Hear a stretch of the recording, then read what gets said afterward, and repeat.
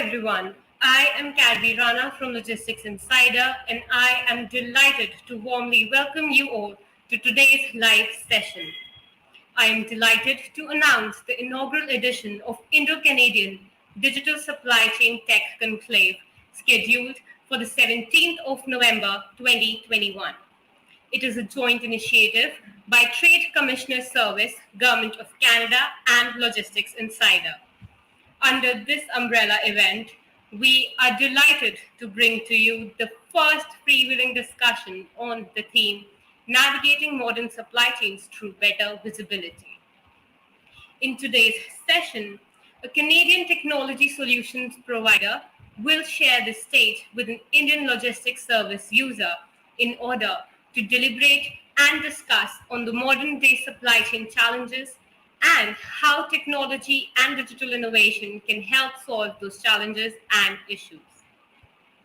After the outbreak of the pandemic in 2019, companies across the globe were jittery over running business operations efficiently.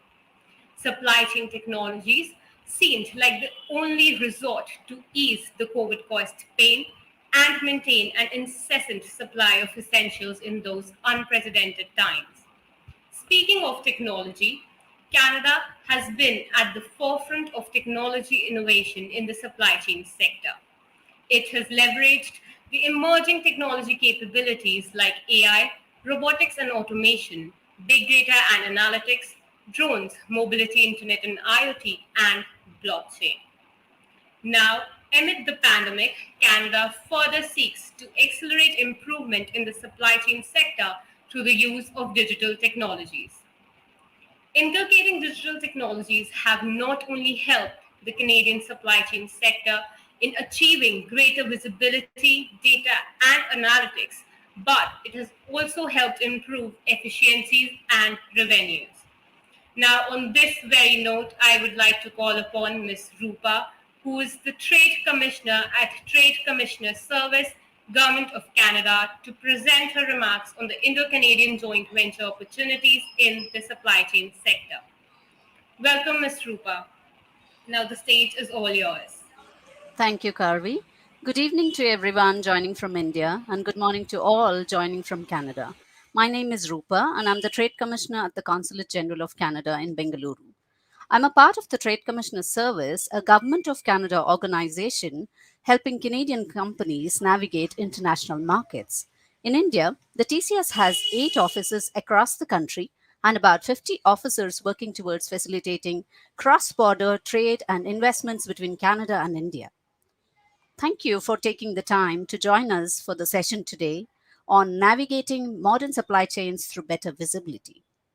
In the sessions today, on October 27th and on November 17th, which is the finale event, you will get an opportunity to learn about innovative Canadian technologies that are helping businesses world over to digitize their supply chains and improve their revenue and efficiency. Supply chains in Canada and the world have been dramatically disrupted by the impacts of COVID 19, and this may continue for the foreseeable future. We have seen that firms with more developed digital infrastructure fared better during the pandemic than those without. This has forced companies to rethink their supply chains and to take advantage of emerging technologies like AI and robotics to integrate elements of the supply chain.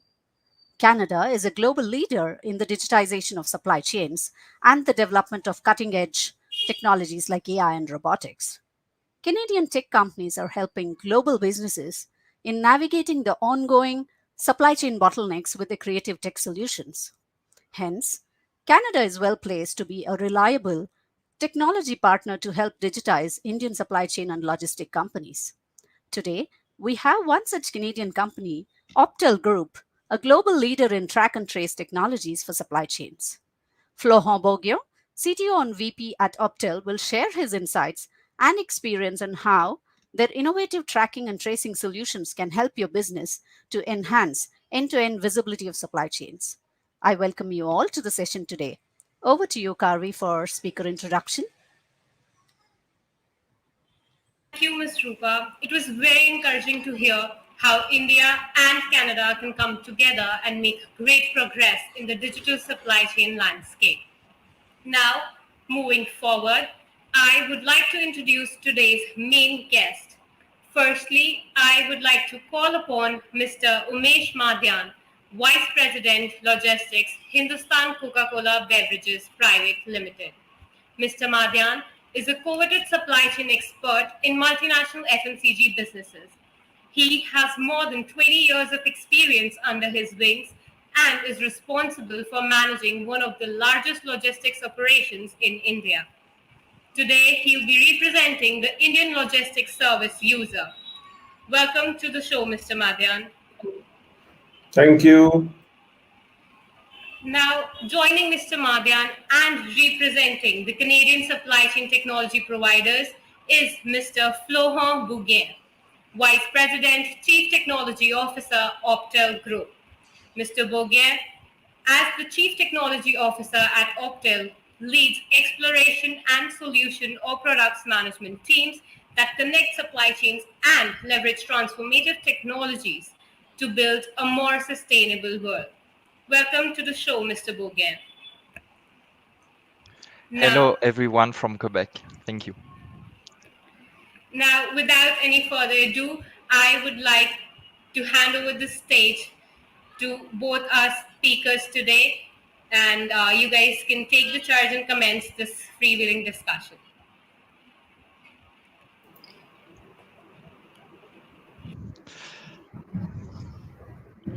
Thank you, everyone, and namaste, Umesh. Namaste. To have that introduction and that discussions with you and the reality that in India we are facing regarding logistics and supply chain. And I would be very happy to share with you also our global learnings within the supply chain, pain and that we are all facing today. I think we can see that in our day-to-day life.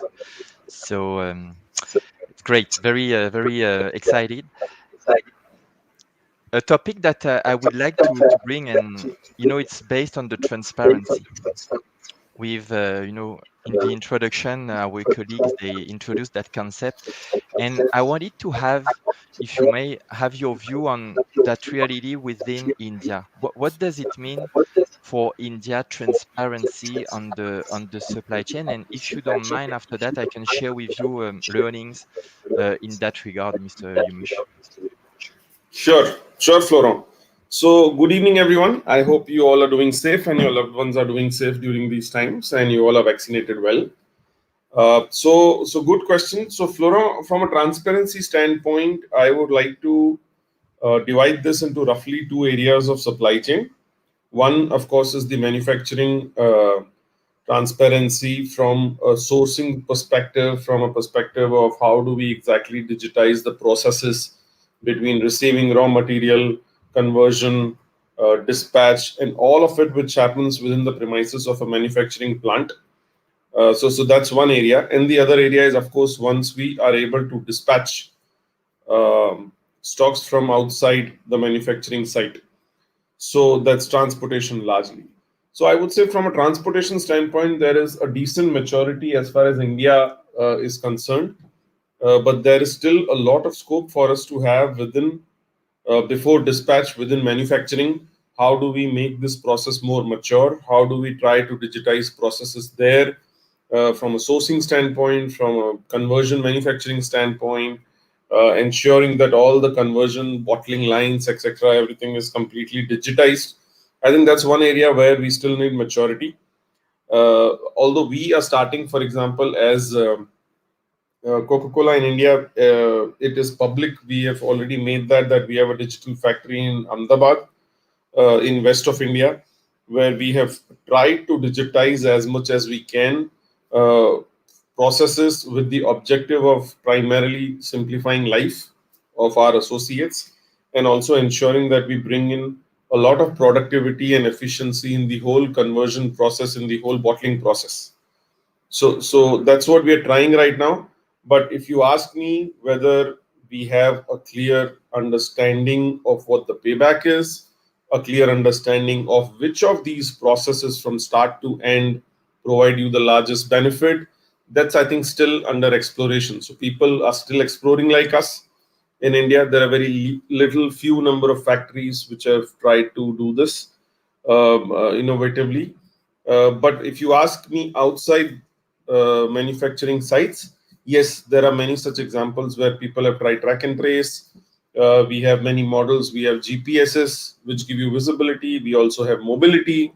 We have evolved transport management systems, which give you a lot of visibility for the entire transportation from start to end. So that's matured to a large extent. But manufacturing, yes, a lot of scope, and sourcing as well, a lot of scope. So we still believe that our raw material or the packing material supplier should be next door. He should be more visible. He should share data. He should work on JIT. There should be less waste there. But we have still not tried to have an integrated system of all the materials in one place where we can make it most efficient, which is still evolving. Very interested, and I'm sharing your view when you're saying that the difficulty for company businesses is to justify the return on investment. Of course, we can discuss today, if you don't mind, also the capex model, versus let's say more the SaaS or the OpEx model. But I would like to share with you also about transparency and that difficulty that the businesses across the globe they have in regard of justifying the return on investment. First, the transparency, I think it's at the agenda today. We are seeing that everybody wants to have the transparency.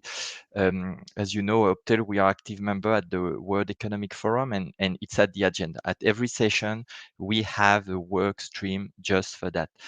Why transparency? And I think we have no choice as a society, and we need to have a better usage of our natural resources. Do we have enough minerals? Do we have enough water? And so all that concept needs to bring the transparency at the agenda. We need to take care of the planet. We all know the global warming problems that we have. So these factors, they trigger the need of transparency in the hand of the consumers, of the citizen, and we see that traction more and more. So do the regulation or do the governments regulate? Okay, some of them are doing that. In Europe, they are quite advanced. North America is not at that level, but it started. And I know also in Asia, you guys, you are doing good things in that regard.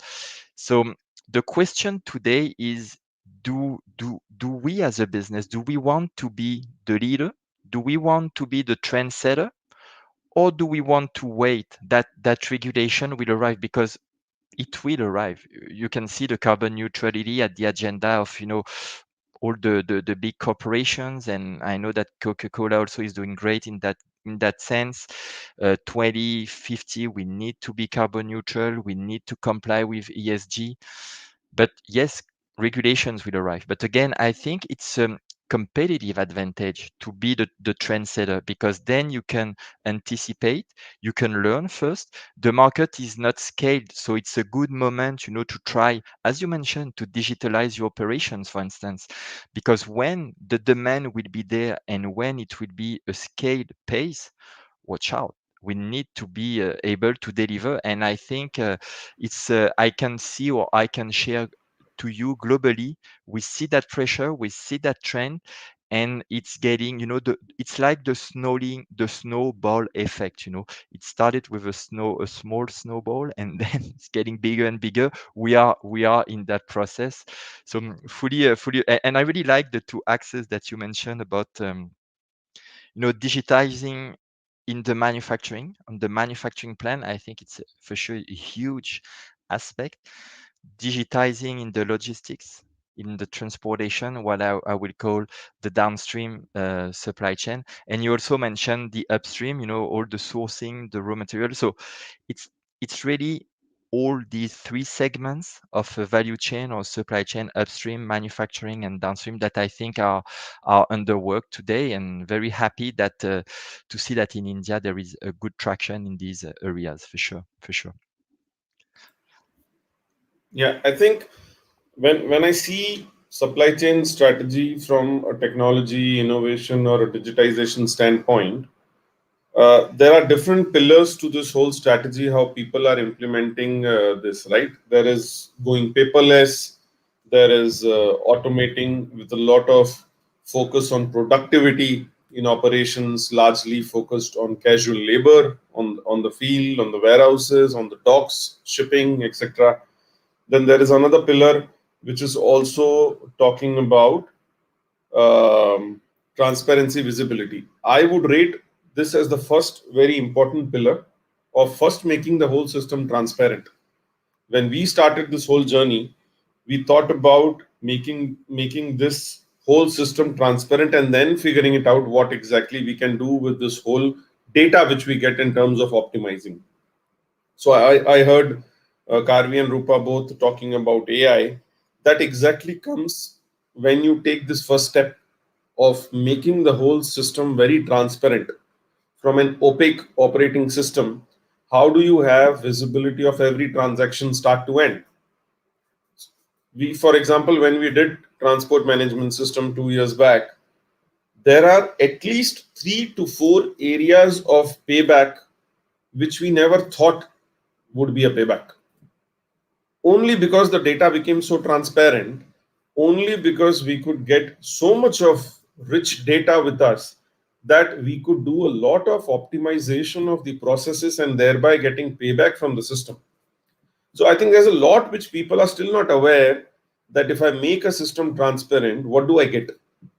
So visibility and transparency therefore becomes the very first pillar of your supply chain strategy going forward. And I think that will remain at least for the next 5 to 6 years. And that is what it will help you to ensure that you can have not only decision making more logical, but also building strategy basis that data which you get. Probably your focuses suddenly change because the kind of data which you saw through your systems is so surprising that you would want to relook at the way you were focusing on the levers of either transportation or manufacturing or probably sourcing. So that's a big surprise to us, and I think that's how people have to start looking at transparency, Flora. Agree. And with the, if I can add on you mentioned these topics inside the manufacturing. We, for instance, we started, typically our client, we are at on their line, the production line, the manufacturing line. It is typically where the product is born. So it's very important you start your product creation at that stage. And you're right. We have the concept of smart factory, for instance. What does it mean? Is that paperless? Yes, it's a good point, Umesh. You're right. So they start now to capture more data, to digitalize. But then, so they remove the paper, they remove the errors coming from paper, coming from human interaction, and they can improve their productivity with that.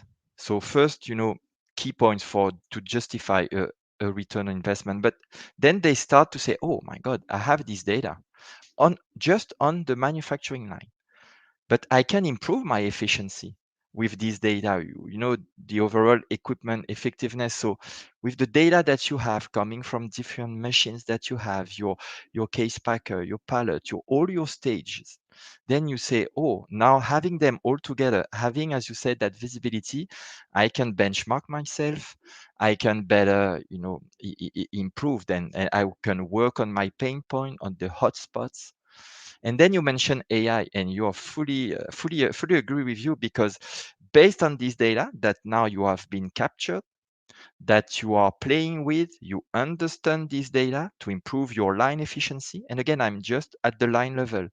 But if on the top, then you run AI tool, you can anticipate, you can predict, and now you are reaching, for instance, a better maintenance of your equipment.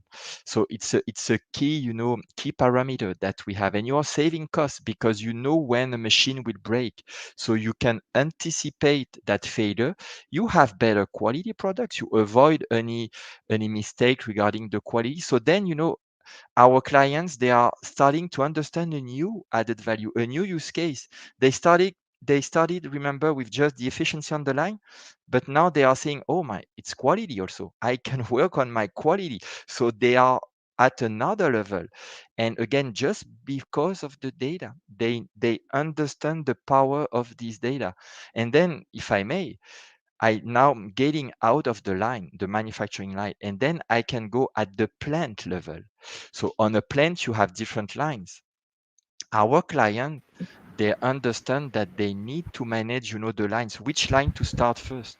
What's the other one that I want to pause in standby for maintenance? How do I manage my different products across all of my different sites of operations? Again, having this data, they can manage their assets. They can manage their production, where places. So, and again, just in the manufacturing, we are not in the logistic, we are not upstream. And if you are making the small step of being now just after a manufacturing line, what do you have? You have a warehouse. And now if you can link this data to your warehouse, oh my God, just that, it's a huge. You can then improve your inventories. You can link your inventories with the demand, with the supply that your manufacturing line, with your downtime, etc. And now you have a better return on investment. You know what it is happening, and you can manage your business. It helps you to decide to make the right business decision. So I wanted to share with you, this example, because it's what we are seeing everywhere, and it starts on a manufacturing line. First thing, I agree with you, Umesh. Very. Brilliant point, Flora. I think there are many aspects to transparency itself. Your transparency can give you asset management. If your asset is expensive, transparency can give you data which you can use to further optimize. Transparency can give you data which you can link with the other element of the value chain, and then make the other element of the value chain more interesting. Inventory, typically, like you said. So super interesting. Yeah. So, but I think what's happening in India, and also I think largely globally, is that people are not aware what are the benefits and what is a holistic payback of such a kind of investment. Of course, that's a bigger challenge. But B, it's also, if I implement, how soon am I going to get the payback? How soon is the change management going to seep in?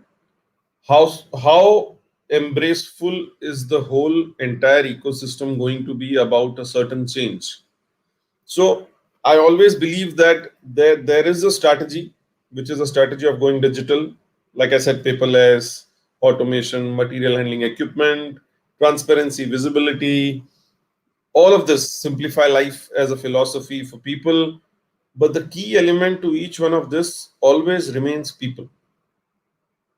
I do not think that if we have cracked the people aspect, we are able to do any movement on technology.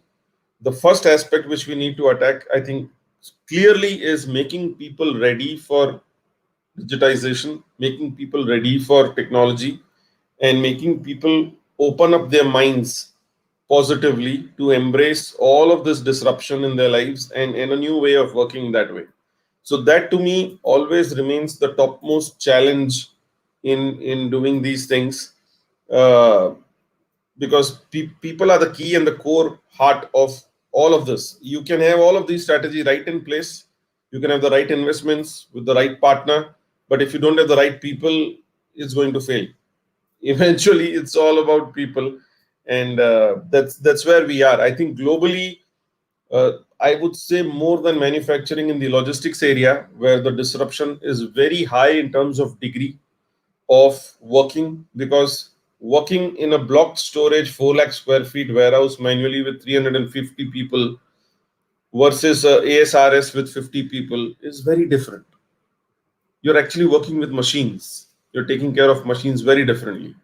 Working without information on track and trace from dispatch till receipt versus having a control room or a control tower with all of this visibility is completely a different ballgame. So I think in this part of the supply chain, globally, everybody is facing this challenge of how do we exactly keep pace with the ever fast increasing disruption, innovation, and technology, along with people. That remains the biggest challenge for us right now, at least in this part of the country. I don't know about yours, Florent. It is people are key. And I think that digital transformation, we can say that it is also a business processes transformation. The company, the businesses, they need to change their way they are doing their business. It could be on a plan, could be on a warehouse, could be, and you're right. And so at every steps we have a human.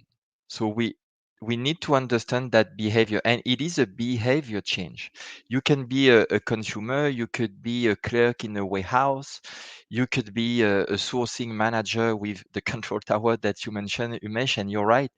But at the end, you need to change your way, and you need also to trust data. Wow, what a step! Do I trust the data? And that's one of the break that we are seeing, or the pain that we are seeing. Again, I think the COVID crisis accelerated that trust within the data, accelerated the transformation towards digital, but still it's there. So how to bring that trust within the data, and how to engage, to promote that usage of new tech within our people.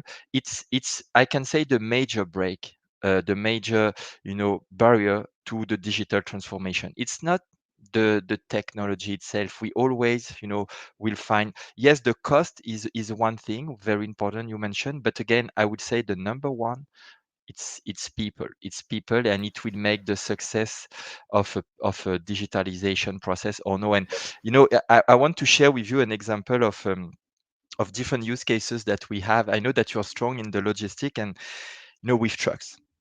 And now let's, we are a bit outside of the plant. We are in the logistic, and a good thing could be to say, okay, I want to track my assets. I want to track the trucks. I want to use a GPS, or I can use the smartphone of the truckers. All these solutions, our client, they tried it. But now when you have that, are you sure, Umesh, that the truck driver wants to be tracked? Are you sure that the truck driver or the union, very powerful in countries, they allow you to have the visibility of the movements on that human, at the end?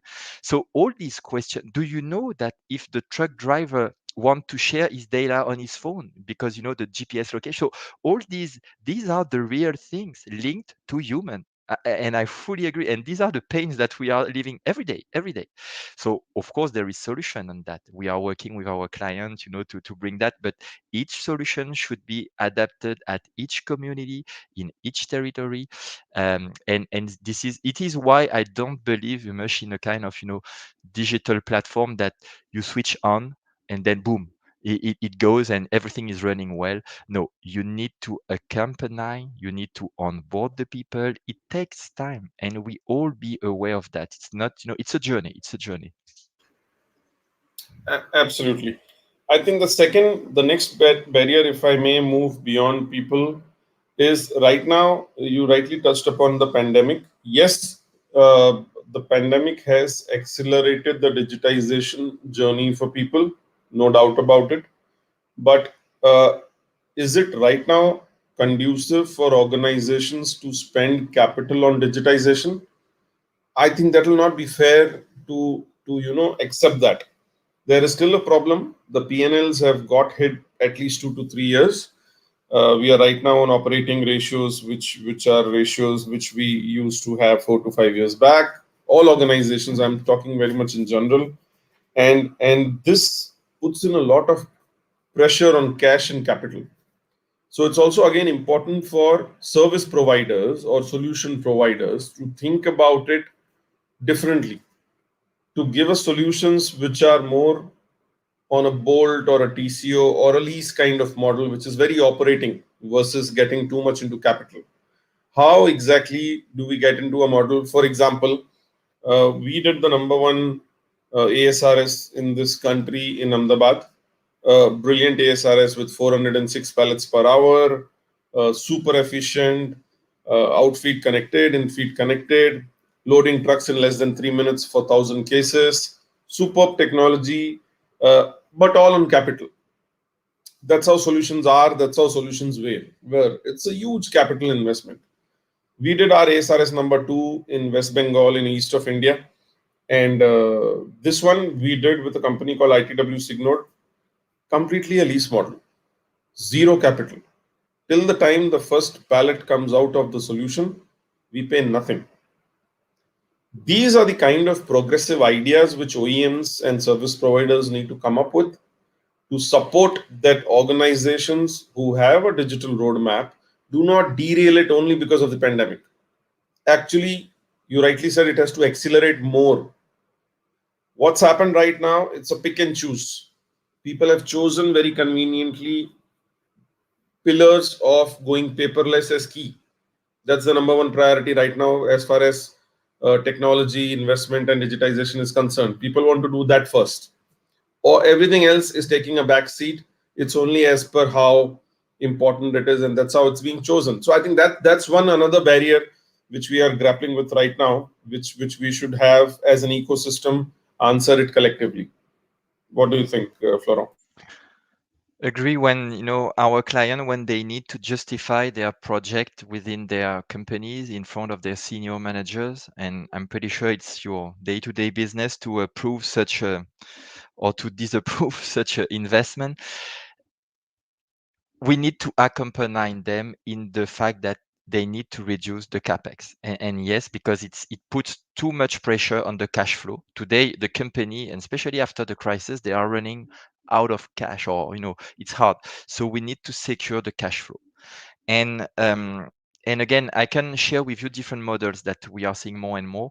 The first one is, I briefly introduced that at the beginning, is the OPEX. So why not putting that investment not as a huge CAPEX, but small OPEX that your director, your plant manager, they can manage without getting a big appropriation for the corporate where they need a huge CAPEX. They have a budget to run the operations on an OPEX. And typically an OPEX is to improve the efficiency, the operational excellence. And if we can provide, with this digital platform, a model where it's the pay per use. At the end, it's pay per use. You are using that data, you are using this platform, you pay for that. You don't need to have a huge investment. You just have your monthly or yearly, depends of the business model, fees for that. So I think it will remove a couple of entry barriers. So it's a first thing that the company, they need to start with. And it's a change of culture also for big company like Coca-Cola or the other big, because now if they think more OPEX like this, SaaS, software as a service investments, it's maybe unsecure for them a bit. A capex sometimes it's more secure. So it's and I agree with you, but we are seeing the shift. And another thing I would like to explore with you, Umesh, is we can start for free. Because in the business model of that, how Facebook, they are making their money. Facebook, it's free. You can go on the platform, it's free. It's a digital platform. But at the end, they are a huge company making a lot of money because all the other services provided on that. So when you have that thinking, then you can say, okay, I start that digitalization for free because I know that the added value, the revenue stream will come in other services, professional services, etc., etc. So it's another business model that we need to think. It's not all the companies that can work with that. It could be huge investment at the beginning, but when you have investors, when you have private equity or whatever the system you have, you may have to explore that also. So it can help. To answer to your question, it's just exploration streams that I'm launching here that help entrepreneur managers to run their businesses based on the pain that you've just mentioned, Umesh. What do you Absolutely. think? What Absolutely. do you think about that? No, absolutely. Completely agree with you on this. Also, sometimes what happens, people get scared with investment and technology sometimes. Now, we are talking about transparency, visibility, investments, capital, operating. So, what happens is there is a problem at hand for an organization. They are not ready to evaluate technology as a solution to a particular problem because they feel that technology will be expensive. There is this preconceived notion that it will make sense from a P&L standpoint, it will make sense from a payback standpoint, ROI, so on and so forth. I think there's a lot of needle movement which has happened there. Right now, there are technologies available globally, of course, but also in India. To our Indian audiences, there is a lot of technology available in India, both from a Make in India standpoint, also development from a software standpoint. There is a lot of rich talent which we have in India as developers, right? As software developers and solution providers. So there is a lot of solutioning which is available in India, which comes at a very, very decent payback. One, lack of awareness itself is a larger barrier where people just do not want to try because they feel this is too fancy for me to try. I'll tell you a typical example of yard management, which we were trying with a RFID solution, which is a typical conventional solution how everybody would want to track trucks in a yard from a gate in to a gate out. When we realize that IoT actually is about one fourth of the cost of an RFID solution of track and trace within a yard, we all were shocked. Today we are implementing in 15 sites IoT sensors which will track your trucks from gate report to gate out at the cost which is one fourth of the cost of doing uh, RFID tracking, makes it more efficient. Data sharing is simple, security is awesome.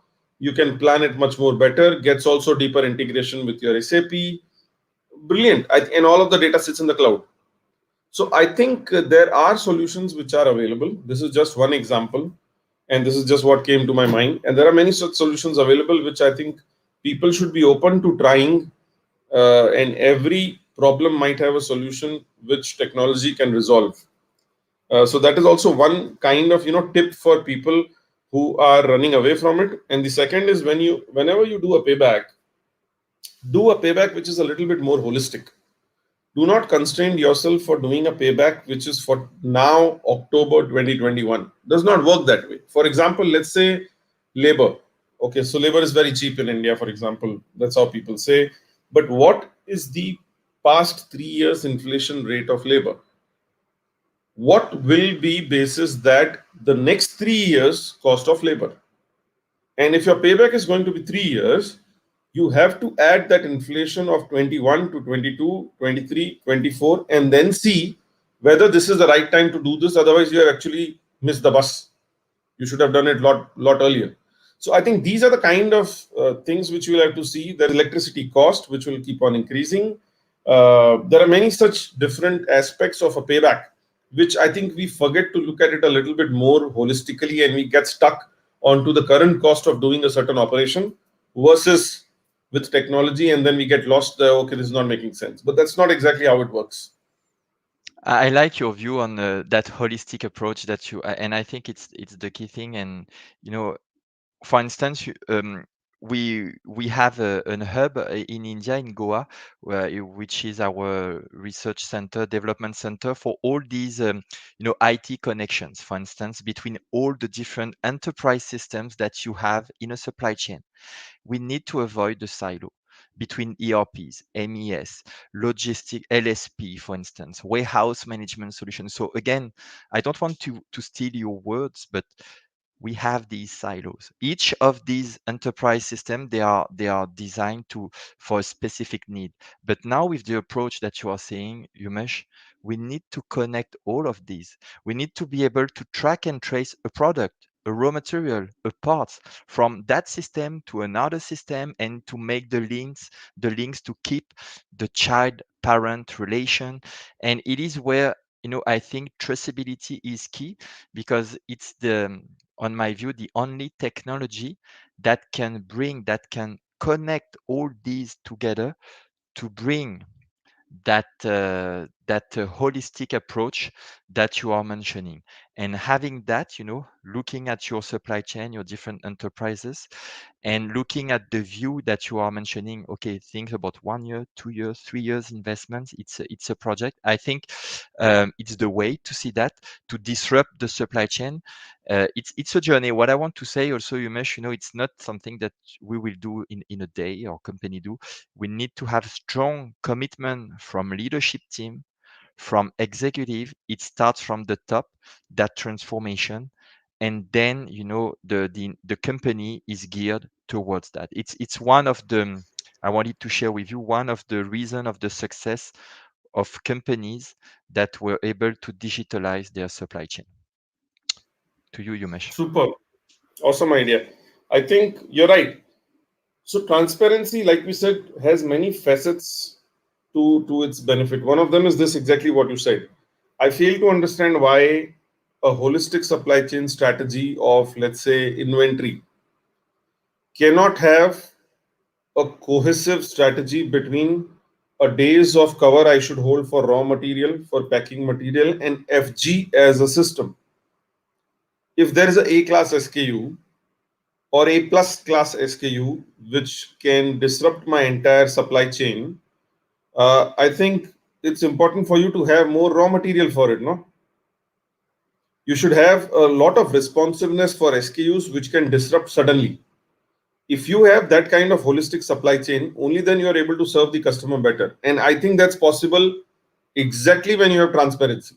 When you have in one system the capability of ensuring visibility between the supplier and the manufacturing plant and the distribution center, the distribution center and your distributor and your retail. Only when you see all of this in one piece, you can decide, okay, this is how my strategy should be. C class, I will hold more of raw material. A class, let me keep it more at the distributor. Let the retailer ask whenever they want. If it's a 30% SKU, that's fine. I'll be able to service it on both the ends. But which inventory is more cheaper to have, raw material or finished goods? I think these kind of things will happen only once transparency kicks in. And I think with this, we are getting a lot of alerts for time. There's a lot to discuss still.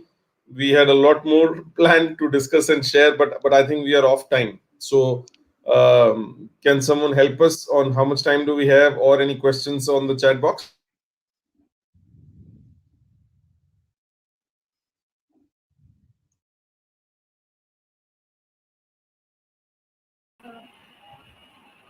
Sir, I think I will take over from here.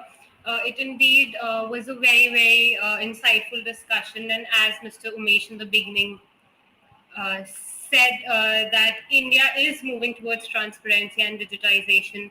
But of course, while we can see more of it towards the transportation side, the manufacturing still lacks of it.